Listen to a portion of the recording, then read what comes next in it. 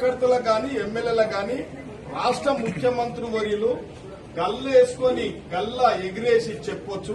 ఎవరికన్నా రుణమాఫీ కాకపోతే అర్హత కలిగి పట్టదారు పాస్బుక్ పొంది ఉండి బ్యాంకుల లోన్ ఉంటే తప్పకుండా 2 లక్షల లోపల ఉంటే చేసే బాధ్యత మనదని కూడా మా అందరికి చెప్పడం జరిగింది.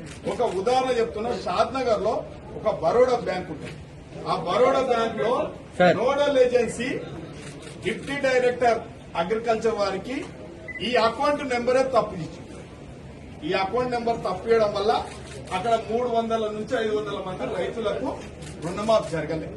నేను ఇవాళ ముఖ్యమంత్రి గారిని కలిసి ఈ విషయం చెప్తే తప్పకుండా అంటే అని చెప్పి కమిషనర్ గారు కూడా ఆదేశాలు ఇవ్వడం జరిగింది.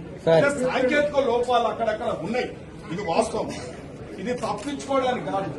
కొందరు మాట్లాడుతూ ఉంటారు, ఏదో రాజకీయాలలో వాళ్ళ ఉనికి కోల్పోతామని చెప్పి ప్రభుత్వం మీద అబండాలు వేయడం ప్రయత్నం చేస్తా ఉన్నారు. కాబట్టి కొందరు నాయకులు చెప్తూ, బీజేపీ నాయకులు ఏదో రేషన్ కార్డు పెట్టి ఏదో రుణమాఫీ చేయకుండా ప్రయత్నం చేస్తా ఉన్నారని అంటున్నారు.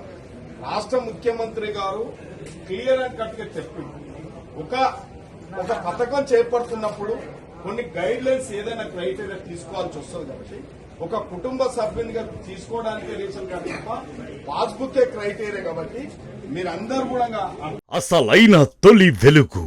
ఫాలో వాట్సాప్ @తొలి వెలుగు official.